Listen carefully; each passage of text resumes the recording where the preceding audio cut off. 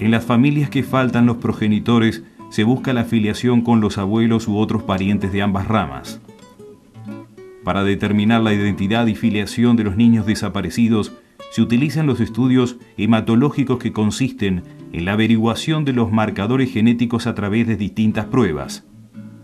El resultado de estos exámenes constituye una prueba concluyente de determinación tanto de identidad como de filiación.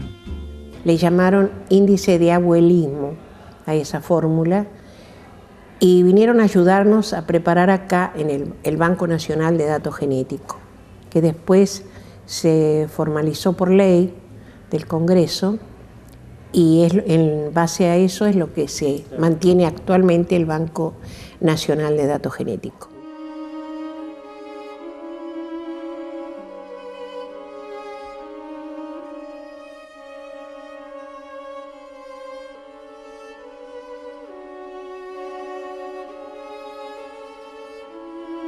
Las jóvenes que fueron secuestradas estando embarazadas fueron dejadas vivas hasta dar a luz. Nunca imaginé que hubiera un plan sistemático de robos de bebés. No hay madres que hayan tenido hijos en cautiverio y hayan sobrevivido. Cuando eran los nuestros nada más, bueno, era un grupito, pero después se fueron 500. 500 no es casual, ahí había un plan. Este centro clandestino de detención también era utilizado como hospital para la atención de los heridos provenientes de otros centros. Y para ser atendidas en ese lugar por el médico paradigmático de la atención de los partos, que era Jorge Antonio Vergés. Los médicos que estaban también dentro del aparato represivo para asistir, entre comillas, a los que eran torturados para que no se mueran durante la tortura y decían basta, paren, los sobrevivían a esa víctima y después cuando él estaba bien pueden seguir. Ese mismo médico también firmaba partidas de nacimientos falsas, asistía a los partos de algunas de las jóvenes secuestradas embarazadas. Vergés es uno de los más conocidos, uno de los más siniestros. Vergés tenía injerencia en la entrega y apropiación de los chicos, pero seguramente digamos, en connivencia con otros integrantes del aparato policial. Yo no creo que lo hiciera solo, porque de hecho los chicos eran un botín muy preciado. Entonces la elección de los destinatarios de los chicos seguramente tenía que pasar por los jefes, no por Vergés solo. Ese bebé ya tenía dueño, ese bebé ya tenía alguien que lo quería. Incluso en la Escuela de Mecánica de la Armada, las liberadas han comentado que había listas de los marinos cuyas mujeres no podían tener hijos, no eran fértiles, y a veces visitaban el lugar donde estaban tiradas las jóvenes embarazadas para mirar la cara de esta joven y ver qué niño tendrían, si rubio o morocho. Y cuando nacían también querían un varón o una nena y los elegían y se los llevaban de regalo a sus mujeres para criarlos como hijos propios. Yo nací en la comisaría Quinta de la ciudad de La Plata el 12 de marzo de 1977 y recuperé mi identidad el 11 de agosto del 2005. Leonardo Fossati también ha tenido que reconstruir su historia personal y la de sus padres. Inés Ortega tenía 16 años en el momento de su detención. Era obrera textil de La Plata. Su compañero, Rubén Fossati, de 22 años, era obrero metalúrgico y estudiaba profesorado de historia. A ellos los secuestraron en enero del año 77. Mi mamá estaba embarazada de 7 meses de mí y la llevaron en la comisaría Quinta y bueno, ahí a los 2 meses nací yo. Yo fui adoptado de buena fe por la familia que me crió durante 28 años. Ellos no sabían de mi origen. Las madres que dieron a luz fueron todas desaparecidas. Y yo diría que en un reconocimiento por parte de quienes tomaron la decisión de lo que significa la maternidad, ¿no? De lo que significó en la historia argentina las madres de Plaza de Mayo, por ejemplo, que jamás abandonaron a sus hijos y jamás los olvidaron. Los protagonistas, los responsables de estas desapariciones, tenían claro esa circunstancia, no podían dejar con vida a una madre a la cual le habían quitado el hijo porque esa madre lo iba a buscar hasta que le quedara un aliento, ¿no?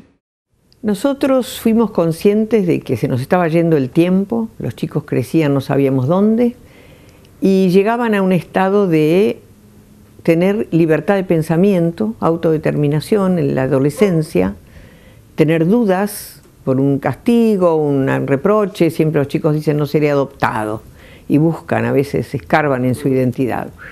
Y dijimos, seguramente algún día ellos van a venir a buscarnos a nosotros. Yo creo que es un clic que a todo el mundo le llega en su vida de querer saber sobre su pasado.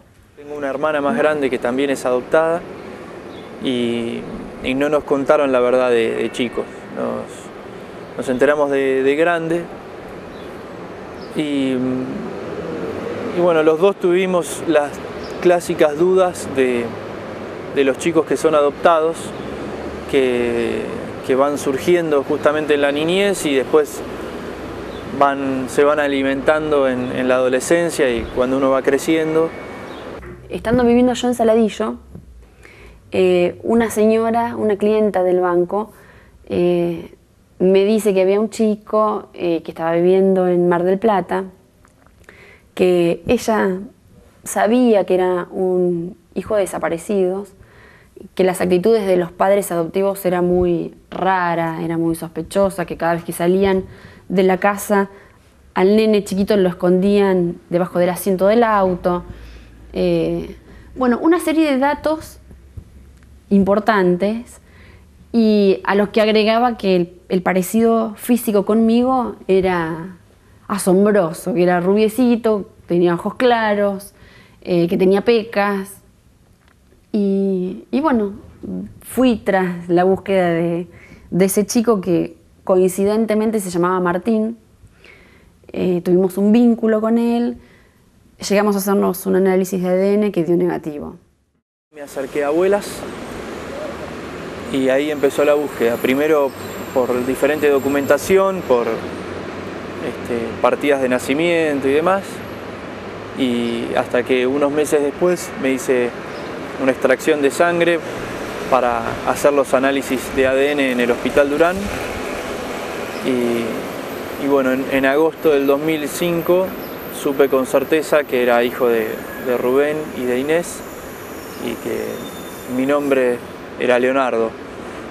Yo siempre, durante toda mi vida, me había llamado Carlos, que es el nombre que tenía adoptivo, digamos. Y bueno, supe mi verdadera identidad, mi apellido, que es Fossati, mi nombre. El plan sistemático, hoy por hoy tenemos que decir que le salió bien. Hay más de 400 bebés que fueron privados de su legítima identidad. Se hizo mucho, pero queda muchísimo más todavía por esclarecer.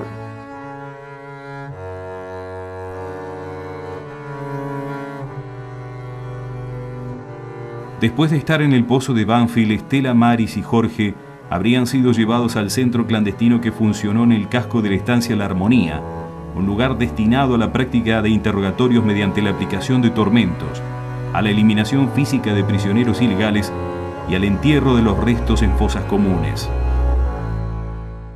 Se presumía que estaban vivos y que en cualquier momento iban a aparecer. Con el correr de los años, esta idea, bueno, fue cambiando. Habían recibido en la CONADEP un anónimo de un militar arrepentido, donde cuenta que si le daban garantías de que no se iban a tomar represalias contra él y su familia, iba a poder dar datos más directos.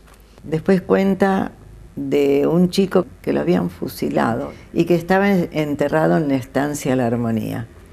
Lo mismo ocurre con Jorge Oscar Ogando, libreta cívica número y lo pone el número tal cual.